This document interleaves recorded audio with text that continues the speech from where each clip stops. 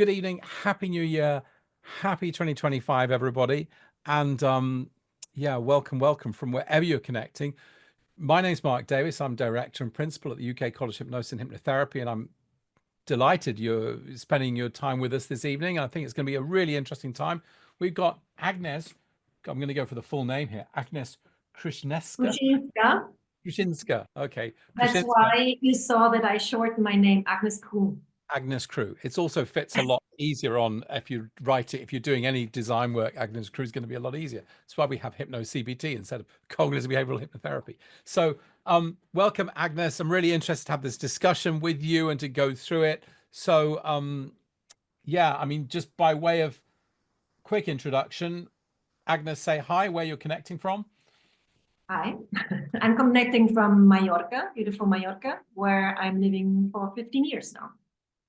Fantastic. Yeah. So we're going to go through, I'm really excited to interview Agnes, and she's got a presentation for us this evening. So the first sort of third, maybe a little bit more than that, I'm going to be asking Agnes about her journey.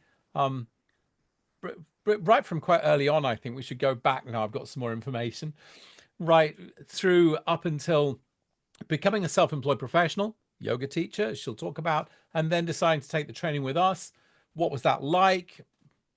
What did she like about it best? What really worked for her in that?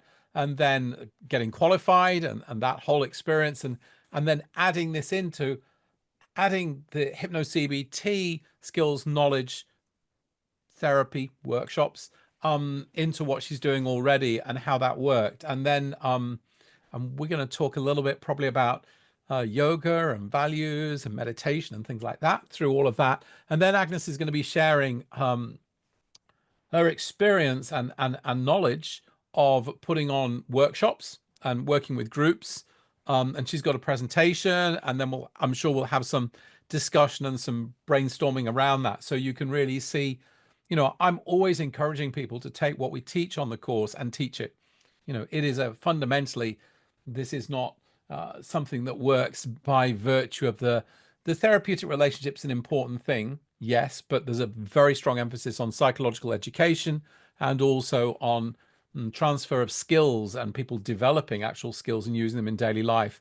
So that's why the workshop element is so interesting to bring in, and how that works for you personally and professionally, I think. So how does that sound, Agnes? Is that what we agreed? Yes. Okay, fantastic. So yeah, welcome everyone. This is being recorded. It's live streamed on YouTube as well. So behave yourselves, and yeah, you can drop back in, come back later and watch the recording, but there's nothing like being in a live event here. We've got a Q&A panel, I believe, so you can pop your questions in the Q&A panel.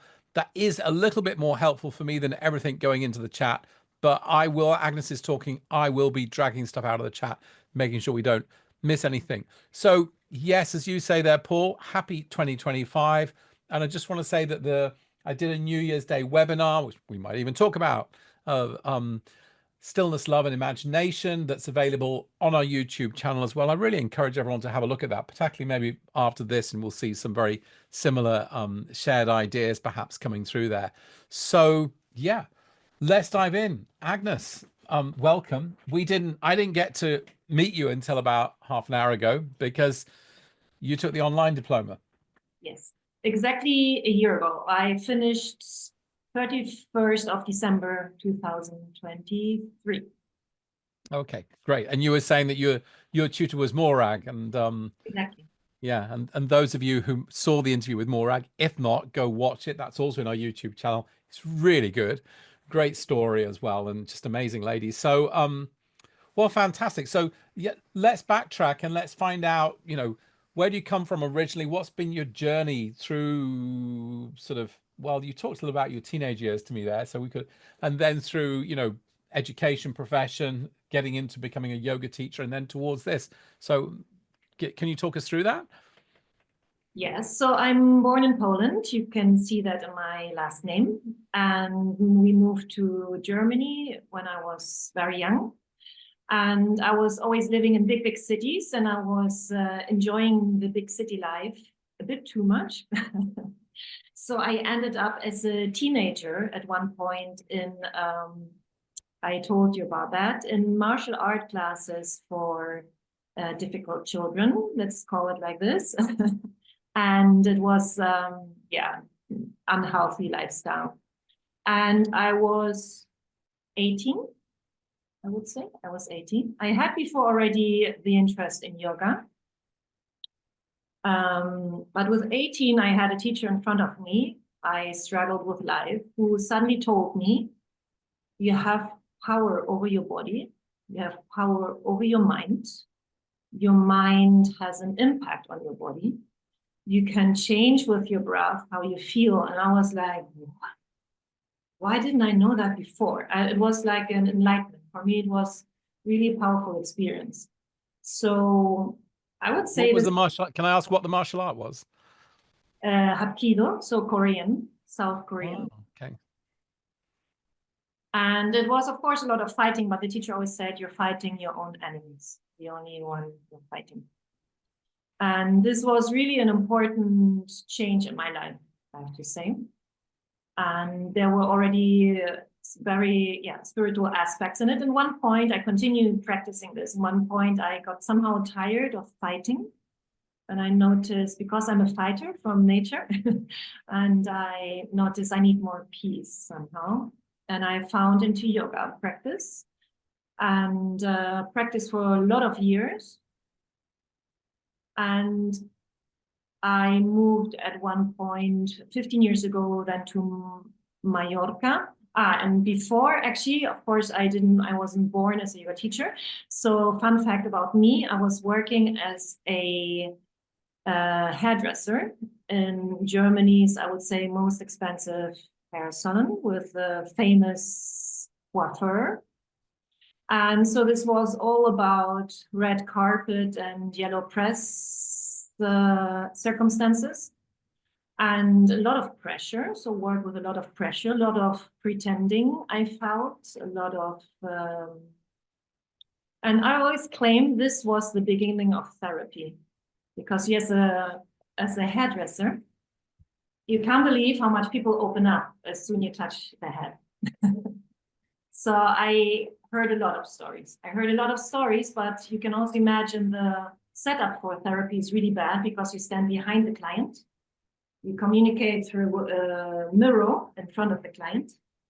And you as a therapist, you're not allowed to guide or to criticize, because it's your client and you have always to please. So you're always just basically saying, oh, yes, oh really, oh wow, oh no, oh yes. And I was a bit overwhelmed with that. So, but I noticed at one point that I am more interested in their well-being than in their look. I got more and more bored about when they were talking about their hair. And I was employed, so I was always employed. And then I moved to Mallorca as a hairdresser and changed within months. I became a yoga teacher. So I changed the country, a new language, and I changed my work, having basically no money then. I spent all my money on the teacher training and changed to self-employed.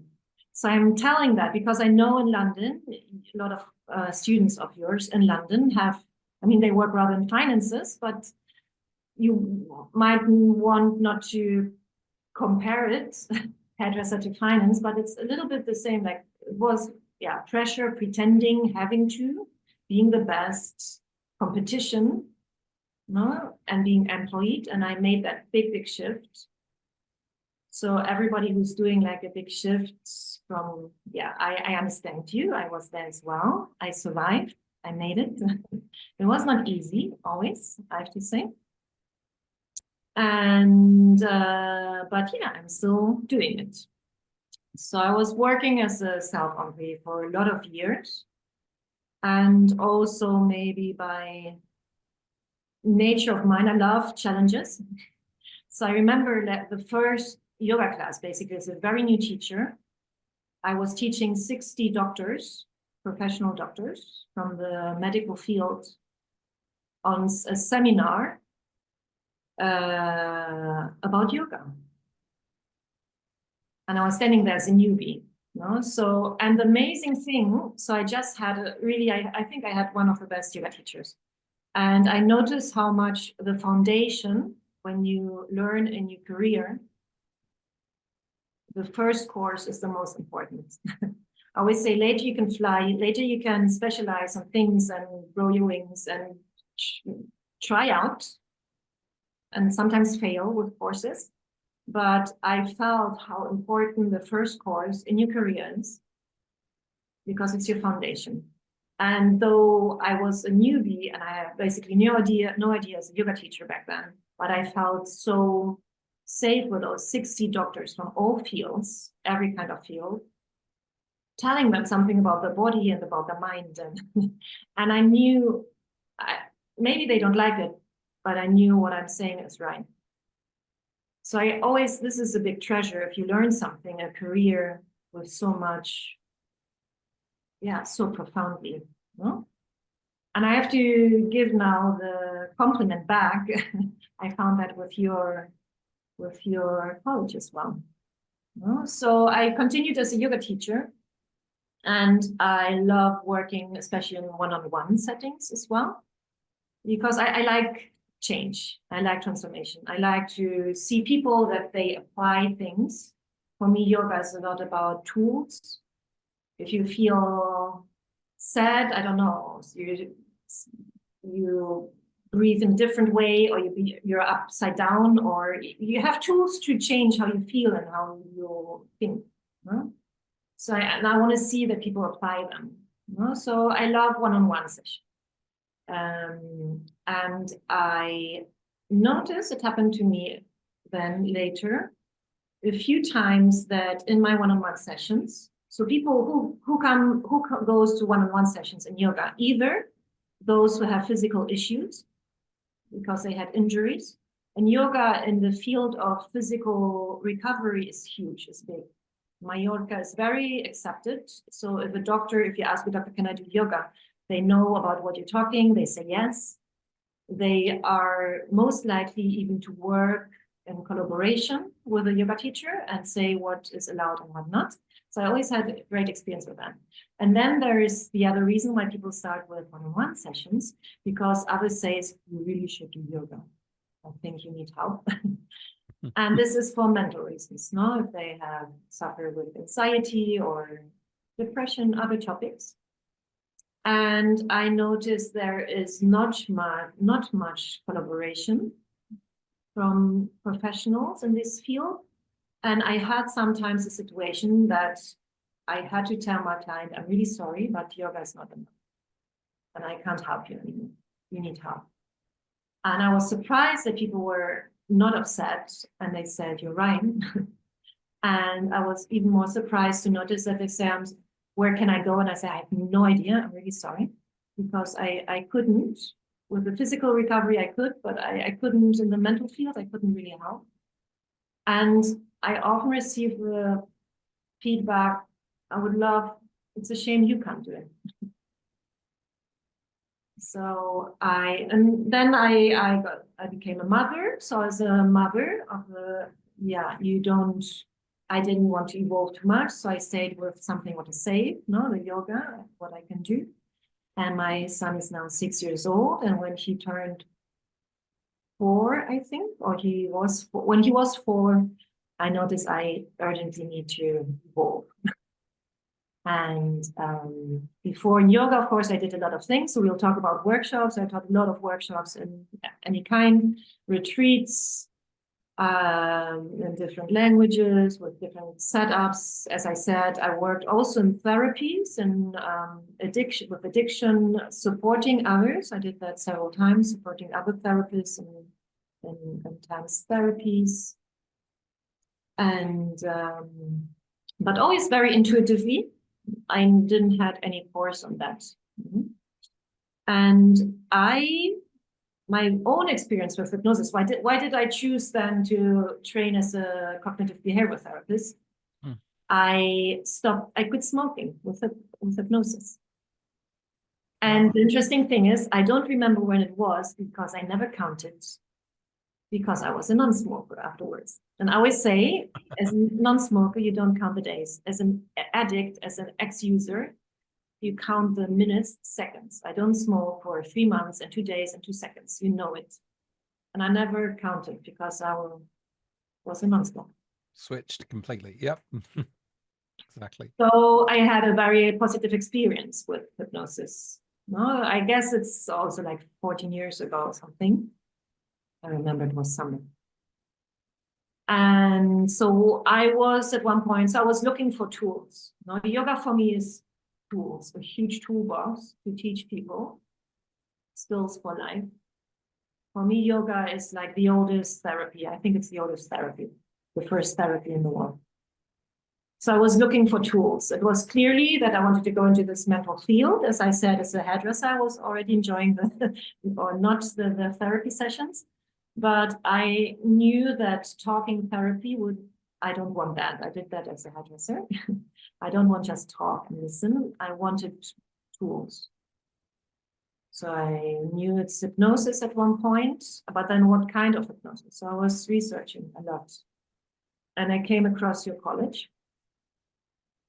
And I really like that you focused on one tool, or of course, there are a lot of different techniques of hypnosis, but it's hypnosis and it's CBT. It was very clearly what you're teaching.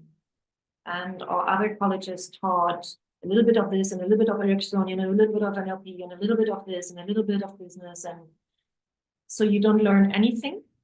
So I remembered again my own first experience as a yoga teacher, and this profound teaching and learning so that you really feel safe when you step into the world and using your skills. Yeah, when I saw that your background as with also spiritual interests, that's when you got me. That's when you got me as a yoga teacher. Was that in a webinar you picked that up, or that? So yeah, as I live in Mallorca and I had a small child, for me it was a gift to be able to study with you in London. So for me, it was also the question, what language do I want to study, etc. So at one point, I worked so much in English, so English was fine for me. And so the webinar, I did the online version. It took me 7 months. I had, as you said, I have a deadline. So my deadline was 31st of December. And I finished 31st of December. And as the first experience with the teacher, with the yoga teacher as well, the first client was the biggest challenge. 2 days later, I had my client and it was smoking cessation. So as a newbie, this is intense. I took quickly a course for smoking. I took your workshop, which is amazing. I can highly recommend that. And it was, but not just that it's not one session with maybe one technique you dare now to apply as a newbie. No, it's a whole hours and hours of session to quit smoking, and he was a vapor. So I had to translate also everything. So this was like, okay, challenge, of course. But yeah. How did that go? How did it go? It didn't go well, I have to say. Because lesson number 1, mama paid. And this is not good. No, never works. So when I have to say this is the topic I'm most booked with, or the most regular clients are with smoking. Oh, really? Interesting. And when they ask me, like, of course, they're critical or they're full of doubts, I ask them, do you vape or do you not? And who pays? These are my first questions. You have to pay yourself. You pay.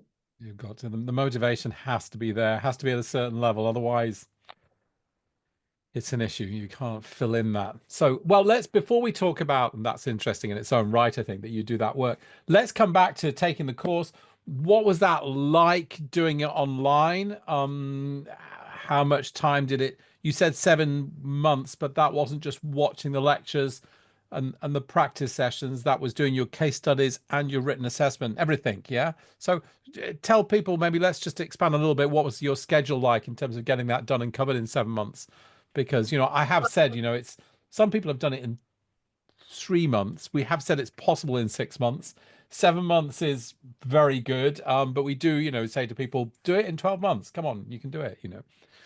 Yeah, I would say I'm not a marathon runner. I'm a sprinter. I like short and really intense. So I knew I don't want to spend a year in that. I knew that. And I like to finish a year with something and start new. So it was just easy for me to, okay, it's the year. And I knew it's three modules.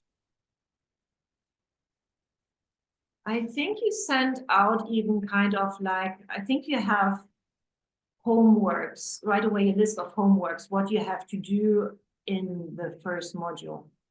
Yeah. So I just calculated, if I finish in 7 months, I need for sure a month for written exams, because I need a long time for written exams, I know.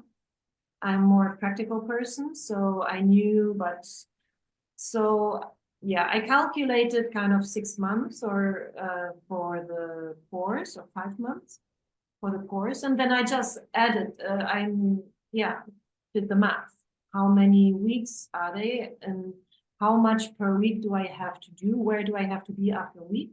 How many homeworks do I have? And I think it were like 2 homeworks per week, something like that. So I stick to that.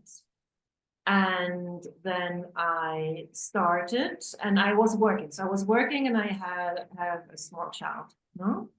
And my partner is also self-employed, so sometimes he's there, but sometimes he's completely not there, and also very busy working, no? So yeah, I knew also when are moments when I won't be able, or because there's holidays. So it was over summer, so we allowed to travel. So I calculated this all in. And I don't like to be stressed, to feel stressed.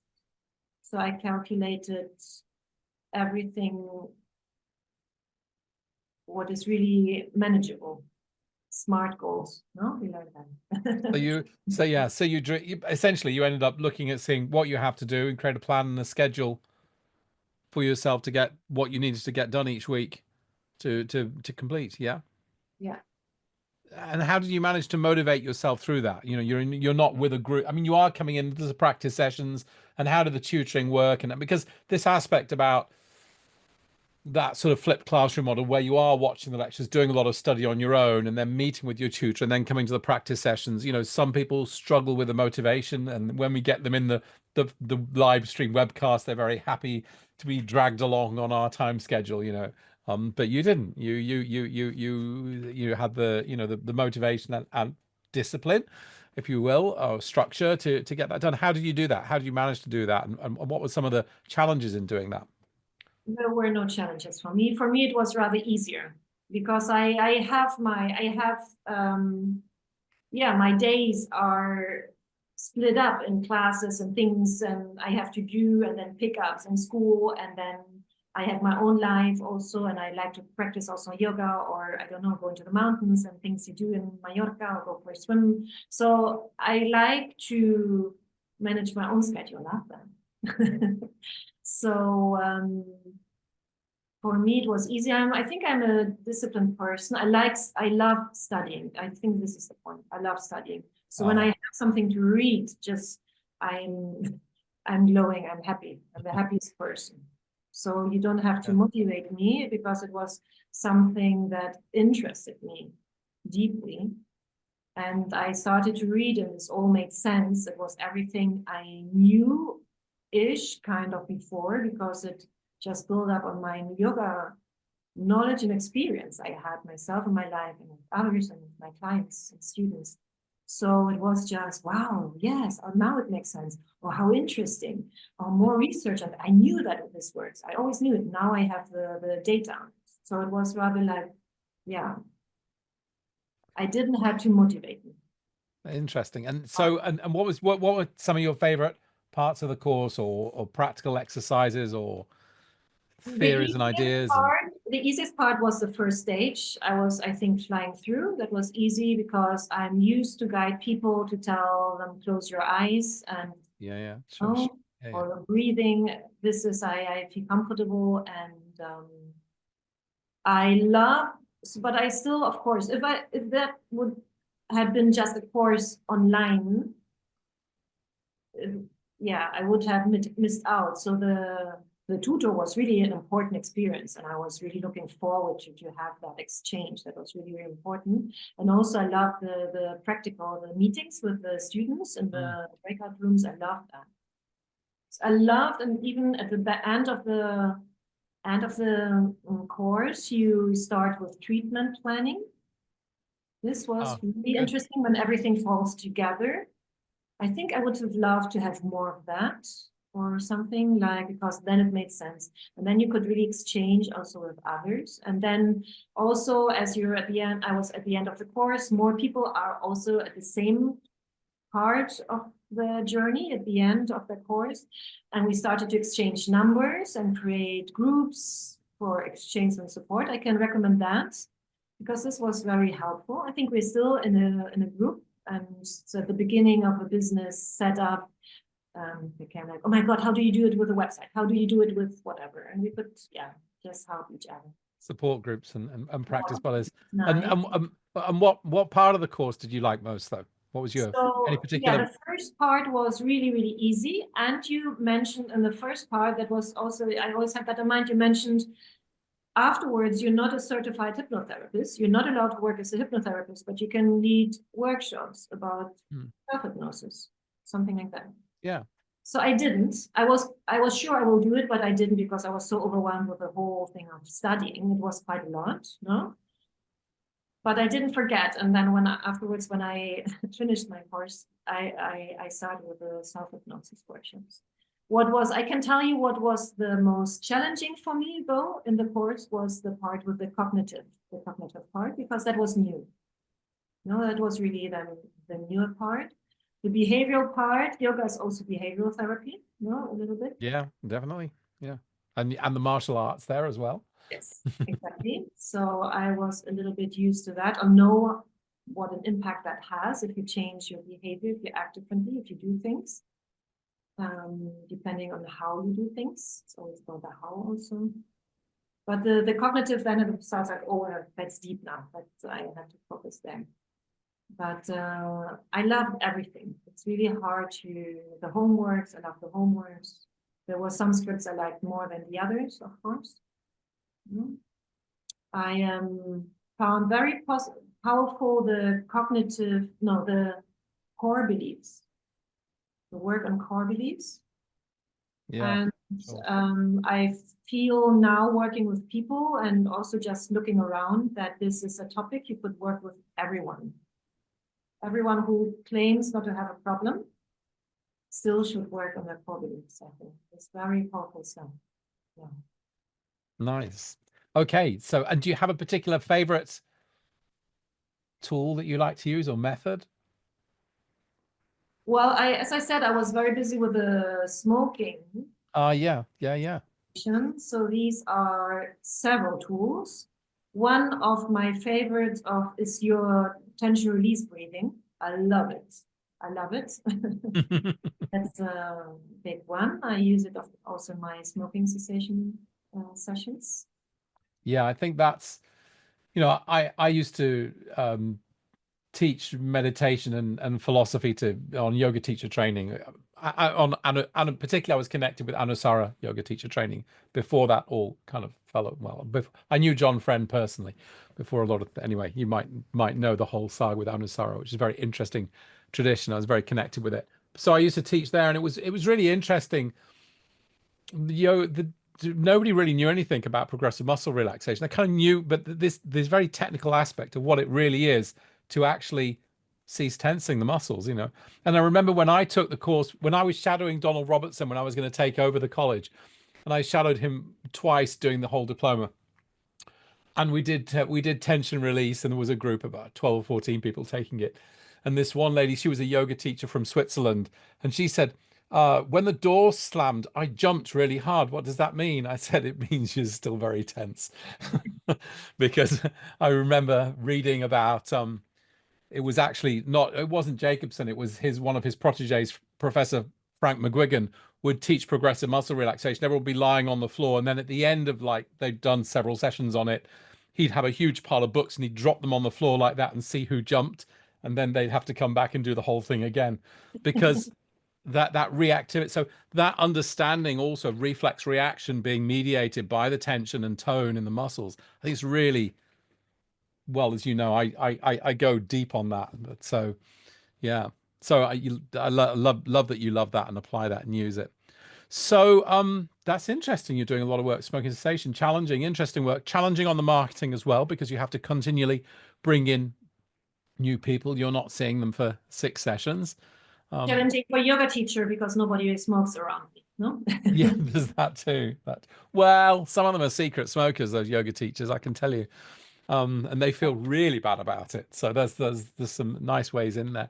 So well, let's just talk a little bit before we dive off into looking at workshops. Let's talk a little bit about what did you like in terms of this aspect of your interest, you know, your not just interest, your whole profession as a yoga teacher. And how did that sync up with, I mean, there's cognitive behavioral therapy, there's the hypnosis, there's a, you know, there's the mindfulness and meditation, and also what we're teaching there, which isn't just those 3 things together, but we kind of mesh it together in an interesting way. So anyway, I'm just interested to find out from you, and I think other people might be interested, you know, your reflections as a yoga teacher on what you learned there, and how that filled in or met up with what you already knew. It's a big question. So I knew it all, but not clearly, I would say, if that makes sense. So as I said, I worked already with therapists in like addiction or things like that. But then I was just doing something because I know this works, you're relaxing, so let's do it.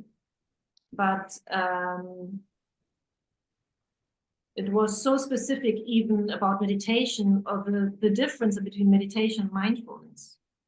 When do you use meditation? When do you use mindfulness? Do you need to widen the focus? Do you need to broaden it, or do you want more focus? Some people over focus. So even actually, I thought to study a new career kind of with this, but what it had a huge impact on me as a yoga teacher, because I teach now completely differently. I don't do a lot of things. I don't really teach pranayama breathing exercises anymore. I teach a lot natural breathing, because and how is it if you trust your body? Like, your body knows how to breathe. A natural, healthy body knows how to breathe. You don't have to follow a yoga teacher telling you how to breathe. No, like how does your body want to breathe? Or so I don't do some of these things anymore. I know very clearly how I guide a meditation, or maybe mindfulness, or what do I add into the mindfulness, for example. So I think I became such a great yoga teacher because of the course, which was not the idea of taking it, no? But it has a completely different depth, also with one-on-one sessions. Somebody books me for one session, and then recently I had an older gentleman and businessman, and he always was complaining about his body not being able, that his body's not doing what he wants to. And then usually as a yoga teacher would just please him with some gentle yoga poses so he feels better. But as a hypnotherapist, cognitive behavioral therapist, I saw how he's living and what he's doing. And it's not the body is the issue, his lifestyle and how his mind is. And I knew completely different how to approach him and to how to talk. And I often sometimes teach now like a mixture of therapy, yoga, or whatever. Coming up, hypnosis, and people is like, I've never been so relaxed before. No, so Yeah. was that hypnosis? No, it was even not hypnosis. No, but maybe the tension release. Yeah. Well, interesting. And I'm interested to come back to what you said there about how your clearly your thoughts, beliefs, and practice of teaching like breath work has changed, because I sense within that quite a deep kind of ideological shift, in terms of from like, let's work out how to do this stuff to balance everything, versus actually the system knows we just need to relax into our true, this idea of, you know, our true nature being much more, because in my tradition it's not something you just have to there's a book my teacher wrote called Getting Rid of What You Haven't Got. You know, it's actually, it's all there, you know, everything's there. You just have to settle into your true nature. You don't have to accomplish or achieve your true nature. So it's a settling in rather than trying to, there is an aspect in the yoga tradition of manipulating the energies to try and do all of this stuff. And so am I right there that that was quite a big, was some sort of shift there for you in that? Yeah, and of course it happened also already a little bit before, because I have also I like qigong, and I know about so many other Asian philosophies and practices, and I'm not so in the box yoga, this style of yoga, because I've practiced with them all and have done also a lot. No, so anyhow there was a shift, but for me yoga and my own experience in my life and what I want to teach and what comes so close or is the same what I've learned now from CBT and also hypnosis slash with self hypnosis, no, same kind of, is self-empowerment, to do it yourself. No? And so that's why the idea, no, then I can't teach you how to breathe now. But do you realize how you breathe? Or do you notice how you're acting right now? Do you notice how you're talking to me? Do you notice how you stand? Is that right? If that's right, then do it. I don't tell you. So it's typical in the yoga class to adjust a lot and to create certain forms in asana, the yoga postures. It's not necessary. If you tell me you feel good, then that's great. No, that's, yeah. So certain things change things. There was a difference. Certainly, you know, I would notice a difference with it. The Anusara, for example, there was very much a focus on aligning inside and then expressing from the inside out, as opposed to the Iyengar style, where basically, if you get everything perfectly aligned, then you can go inside and become still. So this was it's a very different idea there, both valid in a certain way, but it's yeah. also always what others do out of something what a teacher taught. So this is every Iyengar teacher. These are the very, for those who are listening and don't know anything about yoga, no, but Iyengar is like the very technical thing. You stand hours in a pose, and then you correct your big toe, and then the pinky finger, and then you forgot about the big toe, and then Left you do ear. exactly. So you those details, and they drive you mad, and it's about huge concentration and like really being in your body right now. You have to listen, and it's always very military a little bit. Like you have to place your big toe there. No, but interestingly, I heard a teacher from me who practiced with Iyengar himself, and he was old at the end already, no, old, this big guy practicing, and all these devotees were practicing around him and copying him and copying him, and he was holding a pose for ages, and they just hold and oh, master, you have to do what he said. So they were doing it for a while, and then at one point he stopped and was screaming at them, "What are you doing? You're copying an old man. I can't move so fast. So what are you doing? No, like you're young. Your energy gets stagnant if you do what I do."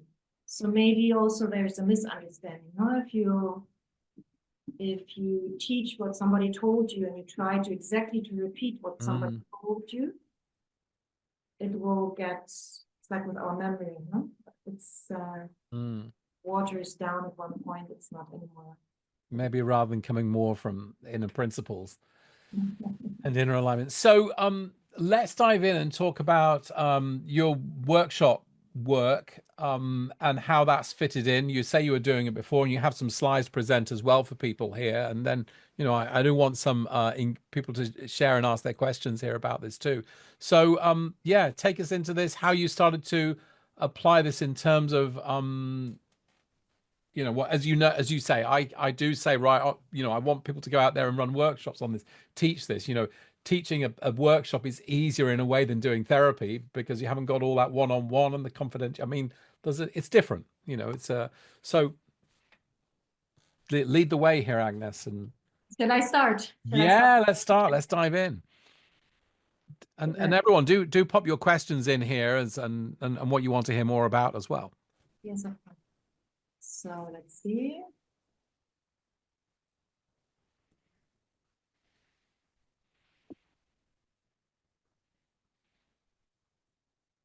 So here we are.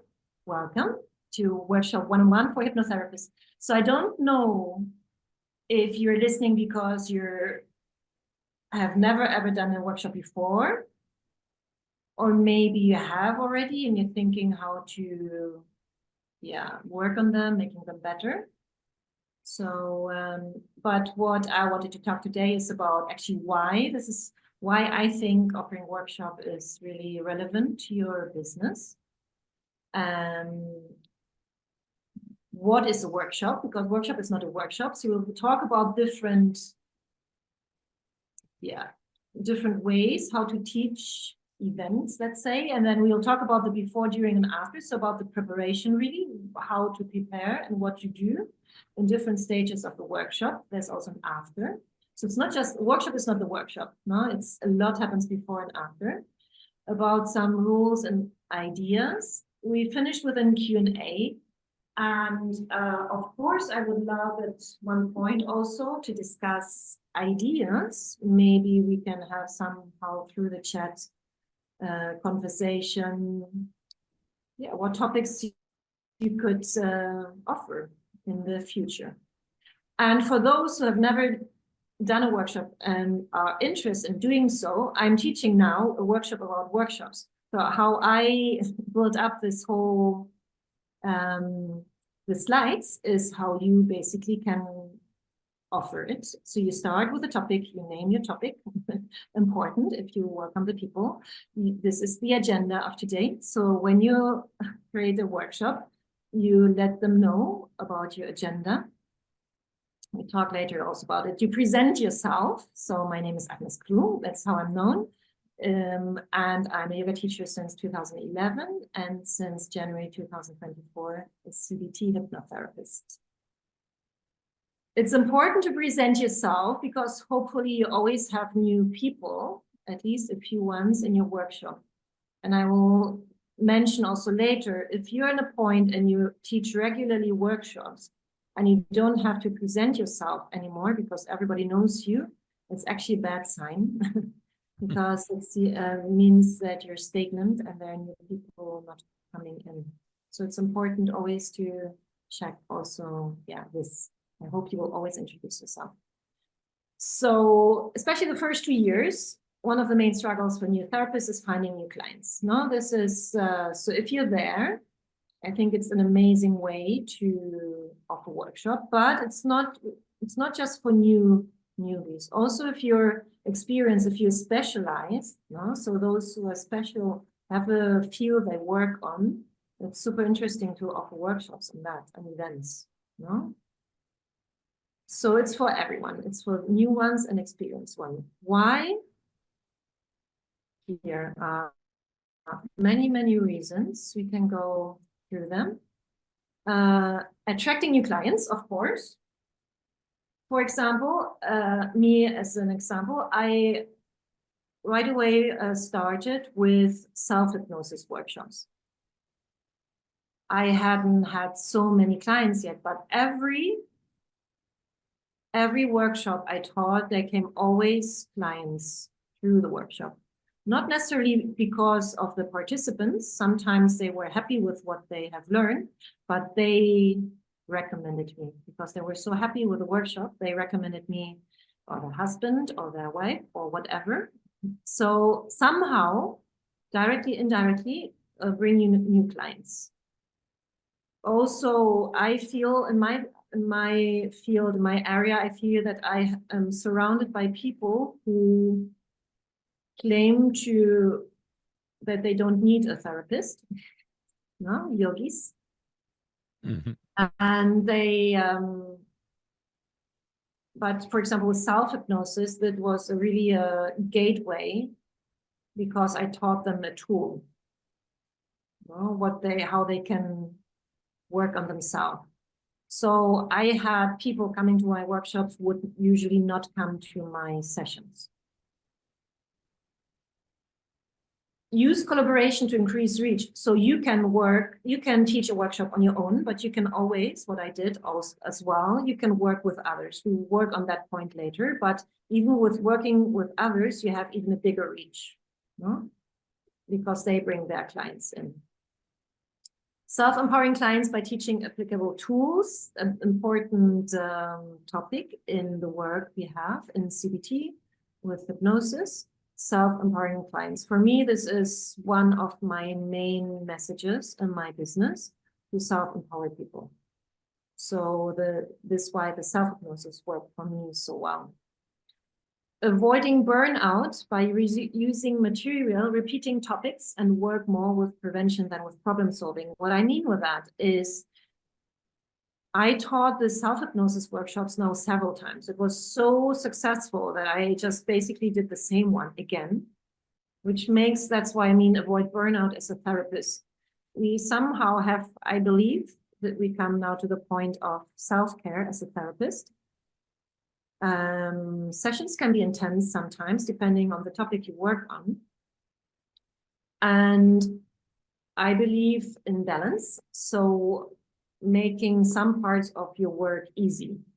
For me, easy means if you repeat certain things, like workshops, yeah, or certain topics. A workshop is, of course, never the same because there are always new people and new questions, but you kind of get comfortable with what you're teaching about. And for example, I wasn't aware of that, but I noticed by offering them how amazing the tool of self-hypnosis actually is. Because for example, in my work as a therapist, I had a lot of young adults, for example, dealing with addiction or other problems, but a lot of problems where I felt actually this was not necessary. If you had known a few years before, like me, as a teenager having this experience with martial arts, if you have known before, maybe this hadn't happened.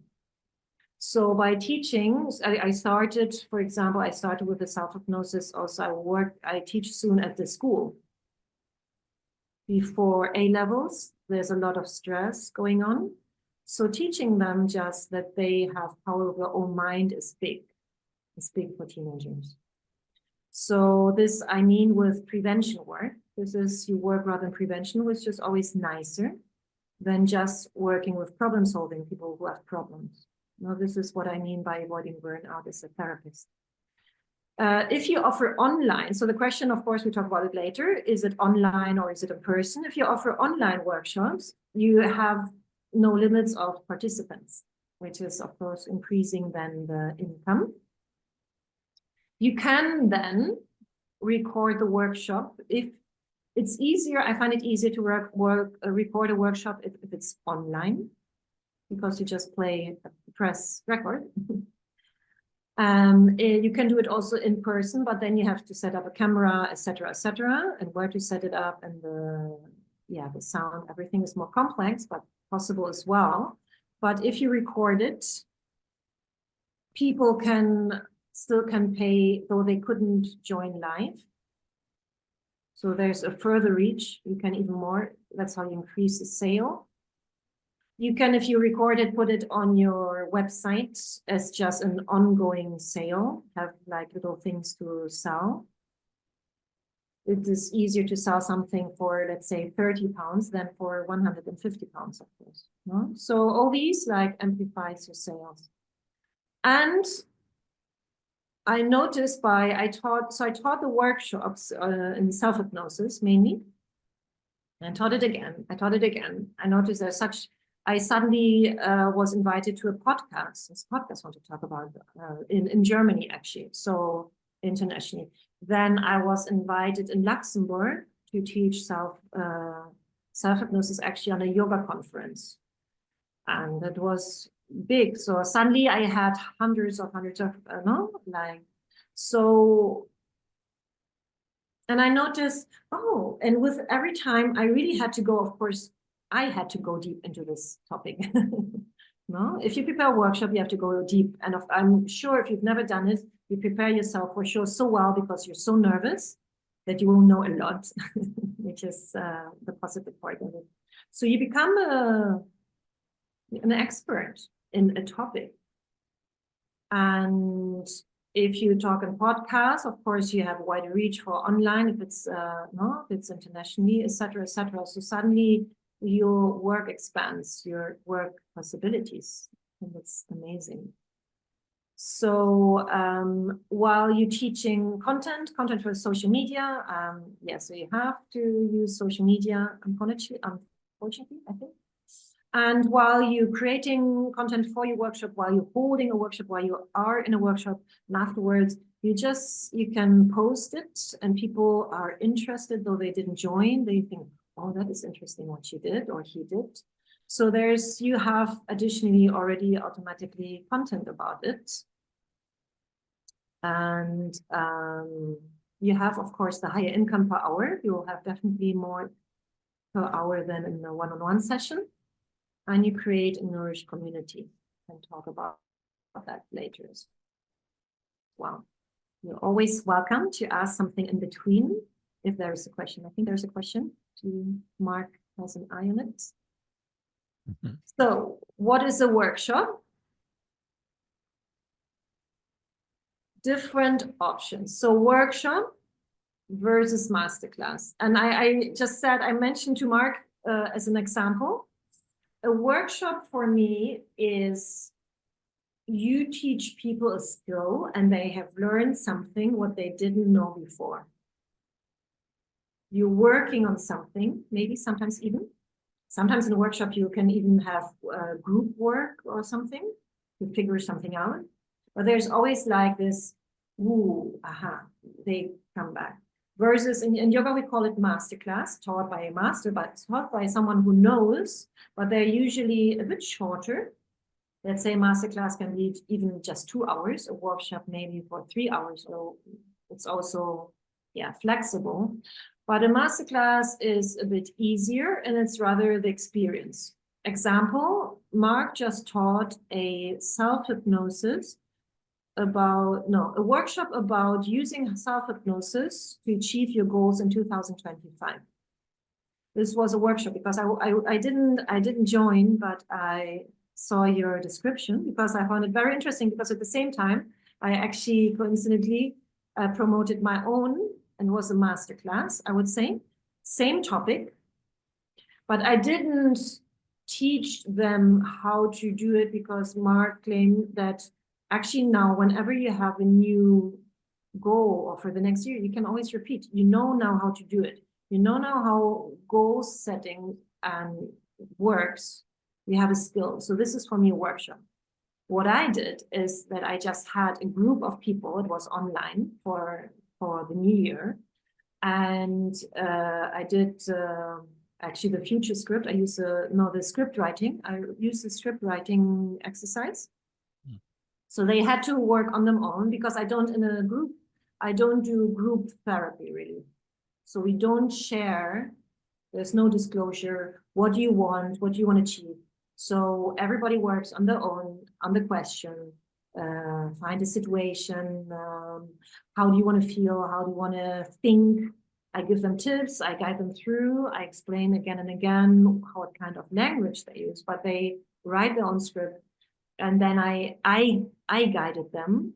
So I didn't taught, in this case, I didn't teach them to do it in self-hypnosis, kind of. It was a mixture. So I guided them into hypnosis and said, now imagine your situation, you want to be in, imagine your, yeah, does it make sense? So for me, there's a little difference. And the masterclass is easier, I think, also to set up. It's a little bit like how you already work, you just do it in a group. A workshop is a little bit more complex because you have to offer information. You can, so let's claim a workshop takes 3 hours. A day event can take a day. a day event, then it makes sense maybe to join with someone with a collaboration. And here you have a picture of cyclists. Why do you have cyclists? Maybe you want, for example, Mallorca is a very sporty island. So it's high on, yeah, professional athletes are training here. For example, cyclists for Tour de France and everything. So you could, a day event, work, for example, as a hypnotherapist. How can I use hypnosis to increase your sports performance?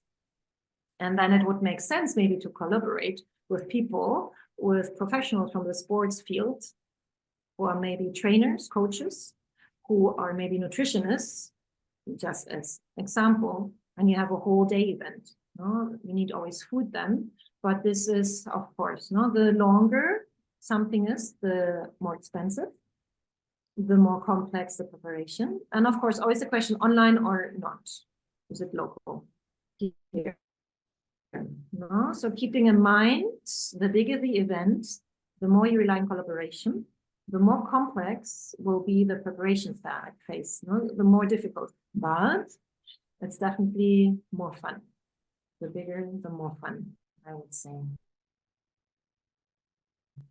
This is to please Mark. This is a quote he always uses, at least in the New Year. I joined now 2 New Year's meditation of yours. And this is an encouraging people who feel a bit fearful of maybe stepping up and doing a workshop. We all have that, no? We all are afraid of things, but we can still do it. It's still doing it. It shouldn't hold you back. And I believe even that feeling certain fear in your profession is a good sign, because it shows that you care.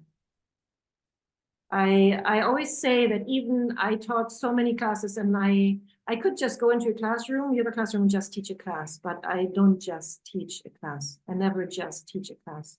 No, I always challenge myself and come up with new things. And I'm still nervous sometimes. I'm still sometimes nervous because I go so out of my comfort zone, because I know I can dare, because I know the people, but now we do something really different today. You came maybe for yoga class, but I know we do now something completely different. No? And of course, every time you do something new, you feel that fear, but it's good. I believe if you don't fear anymore, this is a bad sign for your profession, because you think you have it, you got it, and it's never good. I think if you work with people, you never should think and feel we really got it now, we know it all. That's a bad sign, but this is me. Before, during, after, there are different stages for the workshop. Before is maybe the most interesting and intense, but depending. You have first to decide where and when. Is it online or not? Online is easier to prepare because, no costs, and you in person requires booking of a place. And important is when you book a place, how many people, you have to know how many people fit in. Do they have bathrooms? Is there a kitchen in case it's a day event? Or is there some kind of, there's always some snacks or tea, even if it's just a workshop, but something you have to know and ask those questions. How much do you bring? Maybe there's no tea, then I bring the tea, no? But you have to know these things. What kind of material can they offer? What do you have to bring? Do you want to present something with, like I'm doing right now? Or not? To be fair, I don't always teach in a perfectly set up room. No, we can be flexible. We learned with the course to be flexible and adaptable. So I taught sometimes in places where I couldn't use really visual material, but then I said, welcome, we work on hypnosis today. Hypnosis about focus, about concentration, and about using your imagination. You follow with your imagination what I'm saying, so no material. You have to make that up. Make the best of what you have. You have to know exactly the cost for calculating the price of the workshop. And really important is parking. Because you will have to share later. It's a really important facility to share later.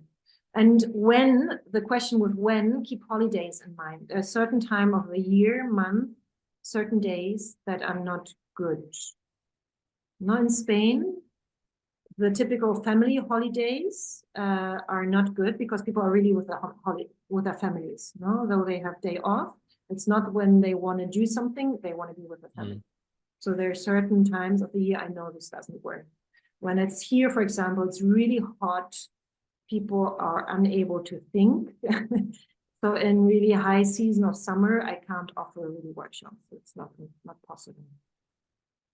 But you have to know where you are.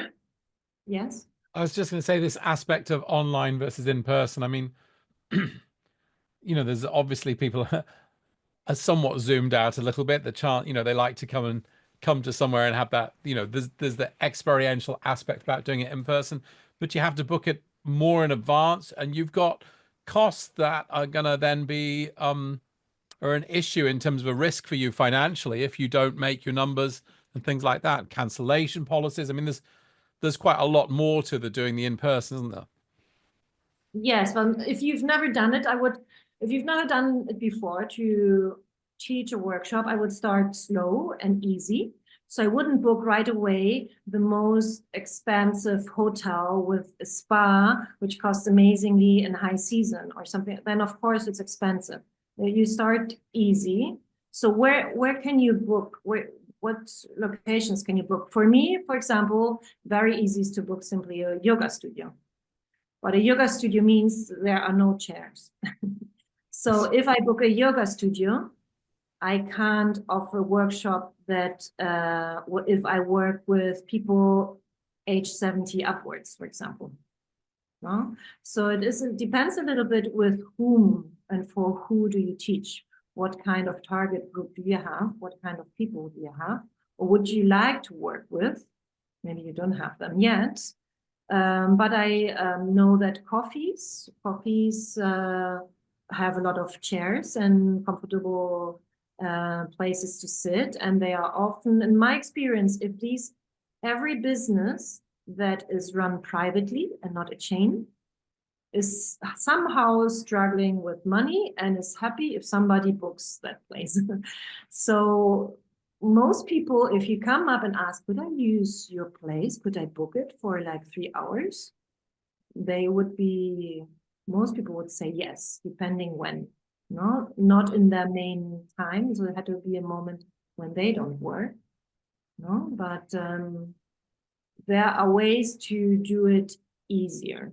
No, so for me, for example, the yoga studios were easier.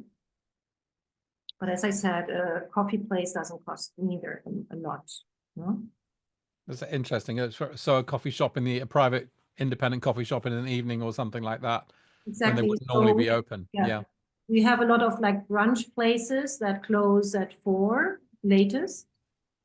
So you have the whole afternoon and evening free to use them. And they're going to be happy, but you know, fairly nominal hourly rates because they've just got to open up and that's it really. Yeah. They're already, yeah. And you usually with your workshops, you don't need a lot from them. You just need a comfortable place for people to sit and to listen. No? Yeah. Sometimes if I know material, no, if you guide into hypnosis, you can tell people to bring their own something to cover or to stay warm. I mean, you just don't expect, if you're new, don't choose, as I said, the most expensive hotel with spa, with all that to be pampered. Tell people to bring it, and then you don't have to charge so much neither. No, so include people. Just you have to be clear in what there is and what not, and you have to be clear in what they bring if they bring something. No? What topic is important, but you don't need to go into details.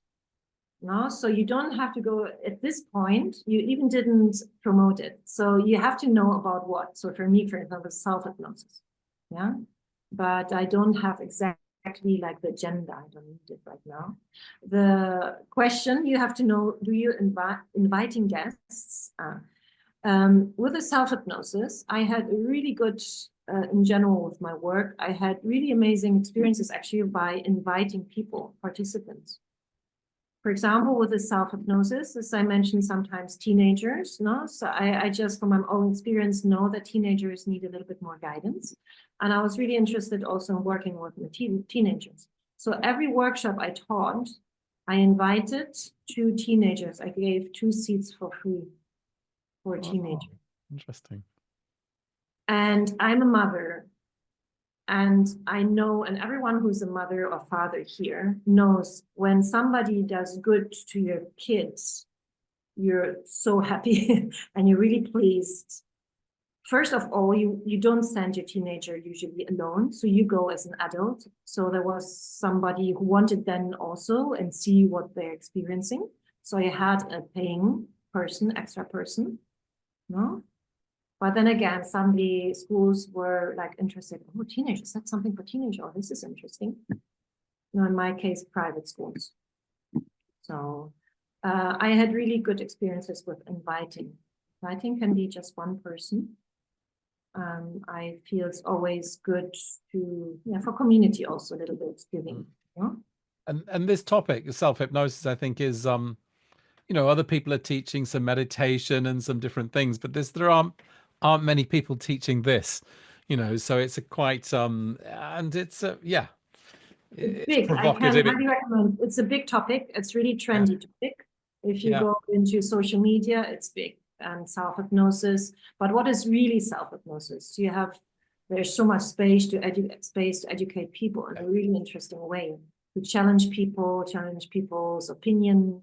No, it's really very interesting. And the whole idea flips the sort of the common understanding of hypnosis on its head. You know, I'm being controlled by others, the stage. So Exactly. it just the whole concept is Yes. got some excitement and sort of mind flip elements within it anyway. So yeah. And this was my idea. No, I saw people were resistant at the beginning. Oh, hey, I'm a new hypnotherapist. Now, people don't fall from heaven, unfortunately, the clients, no.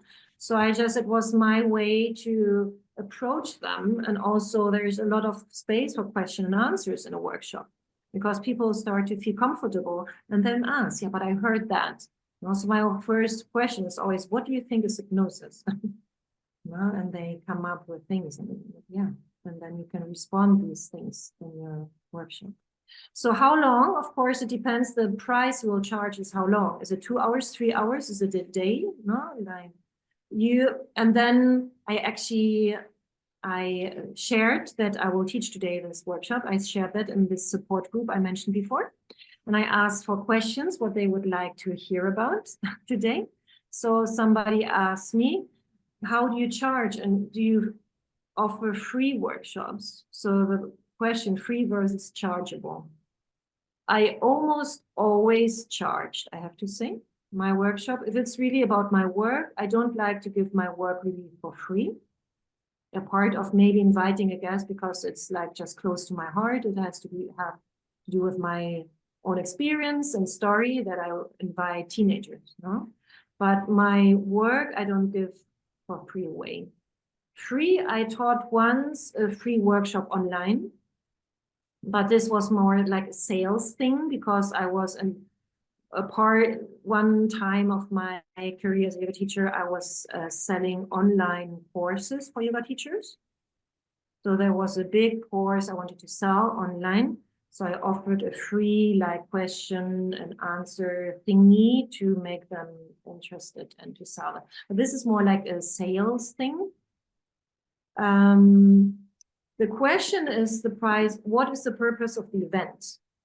So I had an event recently, not a workshop. I had an event for free, but this was for community. So for community creating, it makes sense sometimes to offer it for free, but it was not my work as a teacher. We had a hike. So we went into the mountains with all my students and everybody was invited and we just had a fun time in the mountains.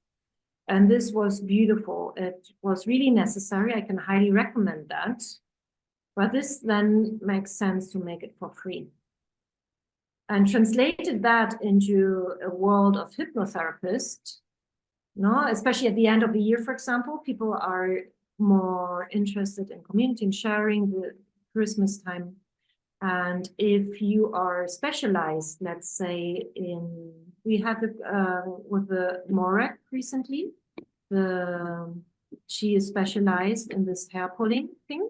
Mm-hmm. So if you are working just with a specific type of people, you could invite them just in to enjoy that they are not suffering anymore or whatever. They can be also,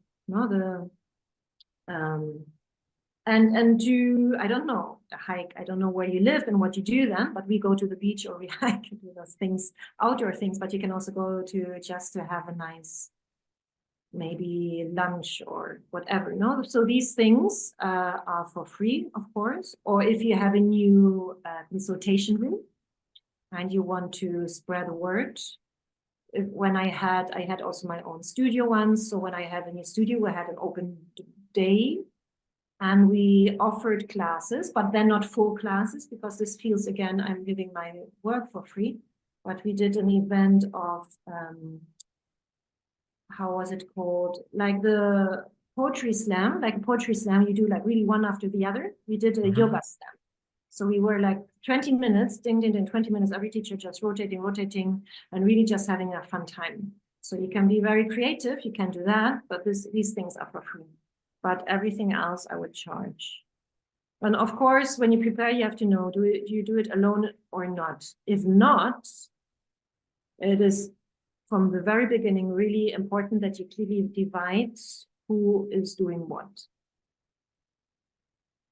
And why collaboration? That sounds like you learned that from experience. But I had always good experiences because it was really clearly, and I had amazing, it is fun to work with someone else because usually two people are very different and one is really good in designing flyers. The other person has no idea how to do that.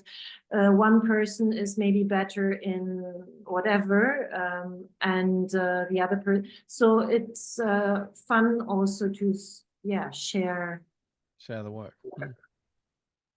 I had actually most of the time great experiences. And it's important, if you, of course, work with someone, it's important that you don't work with someone from the field. If you offer workshop, you don't offer workshop with another hypnotherapist. That doesn't make sense because you aim for the same clients or you work with the same clients. You take clients away from each other. So this is, if you work with someone, it's always somebody, it should be someone who does something different from you. I had once a workshop with a martial artist, so I was then the yoga teacher, and we were working actually on the nervous system from different point of views, but it was someone else, and he brought completely other people in. I worked with a professional singer. I worked also in the field of sports, of course. So there are a lot of different things, but you always work with someone else who's not doing the same. If it's a therapist, it should be someone who works with completely different topics than you. And this makes then sense because maybe one is CBT and the other is doing something completely different, but then the different tools make sense to bring together. The before, so when you have the kind of a vague idea, you start to promote. When do you start promote? Depending, if it's a huge, I also started to prepare when I had a retreat a year before, but I think we're talking now, if you talk really about workshops, 4 weeks before is, for me, enough to start 4 weeks before. I decide today I want to do a workshop mid-February. My big tip is, promote it, share it before you have really an idea. Because when you set a date in social media, if you created a flyer and you shared it, you have to do it and you don't have any excuses anymore. So I often don't have an idea or plan, but I want to do it. I have the idea, but not a plan. I have an idea, I set a goal, And then I figure out, meanwhile, how to do it. So this is how it works for me. If you prepare first and you want to have it perfect, it will be never perfect and you will never do it. So this is my experience. So you're out there promoting it before you, just based on the idea. Exactly. Self-hypnosis. Yes. Okay. Mark said I can do a self-hypnosis workshop. I'll do it. When, whatever, February was a good month. I do it in February. And then, oh shit, I have just 6 weeks. Let's do it. Okay. How? So you're advertising, you're creating the movie posters, advertising the movie, and you haven't yet written the script or filmed it. Exactly. But you have, but you have the deadline and you will do it. And then it's possible. A 3 hours workshop is definitely possible to create something. No? Nice tip, everyone. Yeah, I like that. You have to promote it. And how do you promote it? Depends also a little bit how you work. I don't know in what field you're working, but you can work with flyers. I wouldn't spend too much money on flyers because it has a certain date on it and you can't reuse the flyer.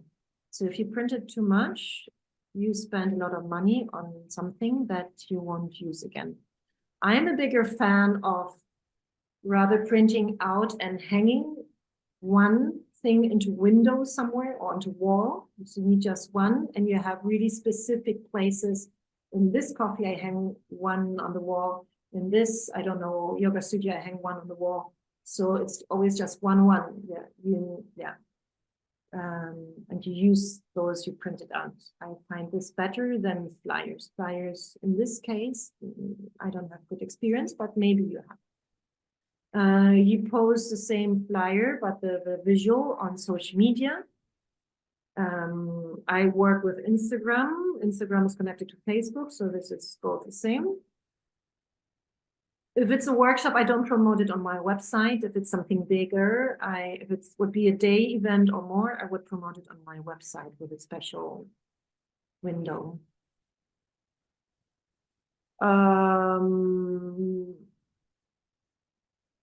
You can create a Facebook event. This is then easier to invite people. If I'm talking about things you don't have an idea about, you can ask it.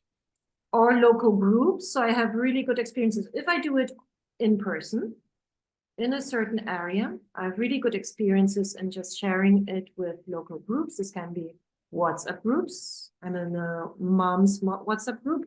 So I just share it with the moms. There are Facebook groups, at least where I live. They are in every district or area has local Facebook groups and people just share things about, and then you can promote it. Yeah, so local Facebook groups, I have good experience in WhatsApp groups. This is how it worked for me if I do it in person. And of course, the more you do it and the more you work with people, it's also sharing. So rule number 1, if you're in the phase of setting up a business, everyone you meet, you tell them what you're doing. You always share that you work as a hypnotherapist, and it's impossible not to start a conversation when you say you work with hypnosis, because there will be always a reaction. Hypnosis, oh my God. Ooh, do I have to look away? Oh my God. What will happen now to me? No, so and then you can say, no, it's nothing bad. If you're interested, you can come to my next workshop. I actually have seen a workshop. So these things. And yeah, you start to prepare your material a week before. So if it's really a workshop, people start to sign in. And to increase excitement of the people, you can give homework, maybe preparation, if there's. So with the self-hypnosis, I hadn't. But sometimes when I had a yoga topic a little bit deeper, maybe a bit deeper stuff, like as a CBT therapist, you can, well, observe yourself what the week ahead, how often are you thinking? Or, I mean, there are a lot of things you can just share before. And this increases excitement. And this is always good because it decreases cancellations. Yeah. So, of course, we would talk about cancellation, no? But this is a way to, and I have to say, not a lot of people do that. So this is something you would stand out if you send material ahead. Again, it doesn't have to be anything big. It can just be an idea or journal for a week now about a topic, or I don't know. No? And a day before, I send out a reminder where it will be, where to park if it's in person, exactly reminding at what time.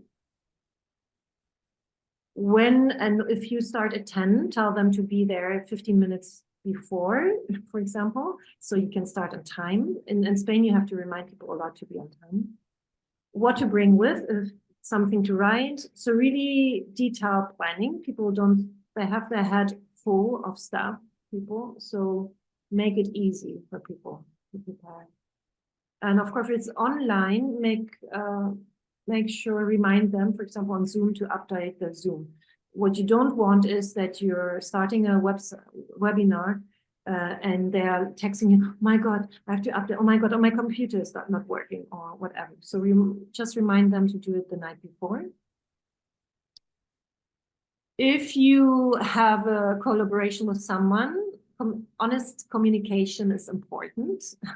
I actually had that I was really struggling with a partner once in a retreat, but we talked through it and we had a successful retreat.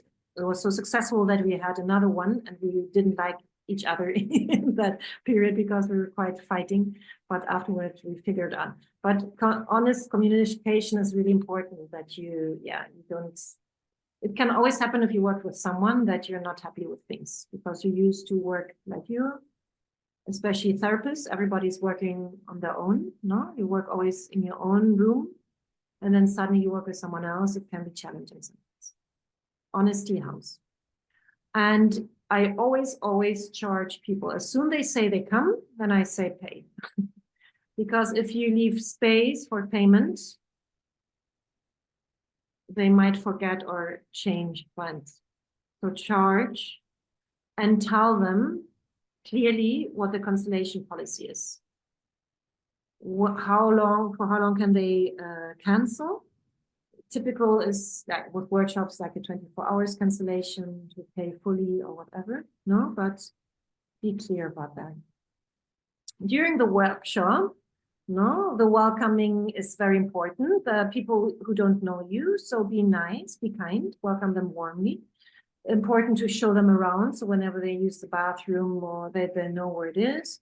If there are snacks, tell them if it costs, if it's for free or it costs. Count in pauses. In between, always ask, is that clear? Do you have questions? No? The longer it is, you need bathroom breaks. So when you calculate also what you will share in your workshop, calculate always more space in. Don't fill it completely because you'll be over time. And inhale in between, especially if this is new, like I'm doing now. I'm noticing that I'm talking and talking and talking and talking, and I'm really excited about it. But sometimes pause, inhale, let people digest. And then continue. It's important. So allow pauses. As I said at the beginning, I was sharing the topic. So make clear why they come, what they can expect, the outcome. Share the agenda, what I did at the beginning. Yeah. So if maybe you don't want people to ask questions, no, but then tell them at the end, we'll have questions. Or tell them that they can always ask you, but yeah, make it clear. As I said, I hope you will always present yourself. It's a good sign. And always include a Q&A at the end. And allow discussion, allow feedback. It's really interesting. And also invite, if people don't like it, if they criticize, be happy about it, because it means they followed what you're saying. They were not asleep. They have their own opinion. No, like it's good to be challenged, and it's okay, but it's really important. And the after is before.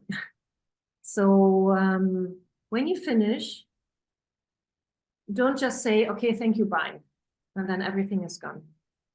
Because there are a lot of people interested, but they don't maybe bombard you now with their phone numbers and book you right away. Follow up afterwards. Let's say you have shared self-hypnosis, about something about self-hypnosis. So ask them to share how was it for you? And you can use that for content on your social media. So afterwards, people who didn't come will read it, will see it, and will think, oh, I missed it. That looked so fun. So it's good to share afterwards, because it's then for the future already your promotion. If you ask people, how was this self-hypnosis? You can ask them after 2 weeks, are you using it? Like, did it work? Share that. Before, after stories are always great, also for content and trust, and make it easy to stay in contact with you. Tell them at the end, maybe there's a round number 2, will be a self-hypnosis workshop number 2. Do you have any other offers? Share that you're not doing just this. Share that you're working mainly as a one-on-one therapist. And share a little bit about that. Or I don't use business cards because I don't believe in business cards, but have them if you use them, or flyers of other words.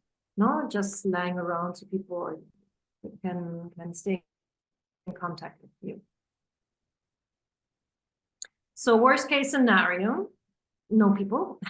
You booked, which is online, not a problem, because you just have a free day and a free evening, and that's also always great. But if you prepare your workshop and you notice, if you have 4 weeks to prepare, you notice within 2 weeks that nobody even had interest, you should always know about the location cancellation policy. As soon as you book the location, you say, okay, next Friday at 2, ask them how their cancellation policy is. And keep in mind to cancel before, or like check in with yourself. Am I safe? You don't want to pay for working. And less is more. It's really super, super important. Be clear what you want to teach and don't overload it. If you teach self-hypnosis, you teach self-hypnosis. You don't have to add on in the workshop about your experience too much, like how you work with certain topics or whatever. And less is more. It's everything what you will teach will be new for most of people, and I'm a big fan of clarity. Rather offer time for questions instead of filling it with more information. So you can maybe recap and ask. Leave space for curiosity. So they want more, like round number 2. Never say, if they ask, oh, that was so great. Can we meet again? Don't say no. Find out how you can say yes. And never try to be perfect. I think this is super important, of course, when we work with others, not trying to be perfect. Most of you might not have a PhD. I don't have a PhD, and it's okay. It's okay in a workshop if questions come up to say, I don't know, but this is really an interesting question. I find out, give me your contact, I will find out. Or I share it in a group. I shared in a group later. If you have maybe a WhatsApp group, you can create a WhatsApp group for people who have booked the workshop, increasing excitement. They're part of the group, so they don't cancel. You send the homework in this group, and later you have this group to share. I found out you asked me this interesting question. Now I know, for example. So it's okay not to be perfect. And now the interesting part, ideas for workshops. So maybe people can now join in. So the green ones are ideas I just came up with, of course, self-hypnosis, stress management. I mean, Stress is also a trendy word. Everybody is working with stress relief, but I'm pretty sure that none of the people around you have worked with stress in combination with hypnosis. Yeah. So you always kind of stand out with hypnosis. This is my experience. You know? And if you then combine with like CBT or like you're standing out. Mindfulness, you can of course teach about mindful practices, meditation, these things. Or like Mark and I, we just had New Year goal setting. Well, you can do that. Another date is maybe springtime, no? There's always people around me get very excited about spring. This is another like goal setting, you know, what do I want for the next 3 months or whatever. Here people start to think about their bodies and beach bodies, so goal setting, I don't know. Changing habits, because we had that workshop with Morek recently. You know, if you work more as a behavioral therapist, like you can work with that. No, you can, about every topic we had in the course, I believe you can make a workshop out of that. I mentioned before, I think it's so powerful to change core beliefs.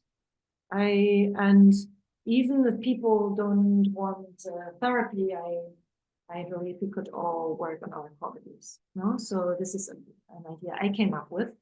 But when you think about what to offer in a workshop, is ask yourself, what do you think everyone in the world should know about? So for me, it's in my work, self-empowerment is, and DIY, do it yourself, and freedom. I think this is like my main message in my work. You know? So if you know what is the essence of your work, what are you standing for? Well, everybody, you can pop that in the chat. Yes, just put a 1 or 2 words in for what's the essence of your work, and let's have a bit of a group brainstorm. Yeah. Yes, please.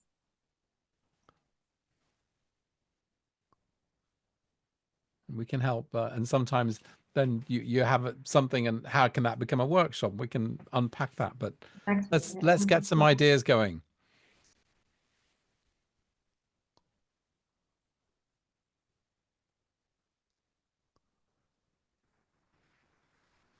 Depression, grief,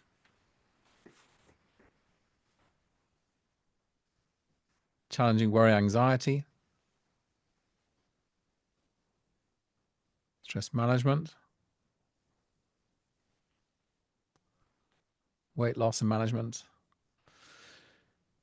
inspire, good, stress, relaxation, emotional regulation.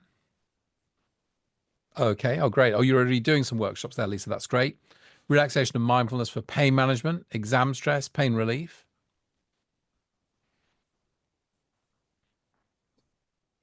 Yes, great. There are a lot of things. So Redundance, Monica, you'll have to unpack that one for us. You mean in terms of work, or you mean in terms of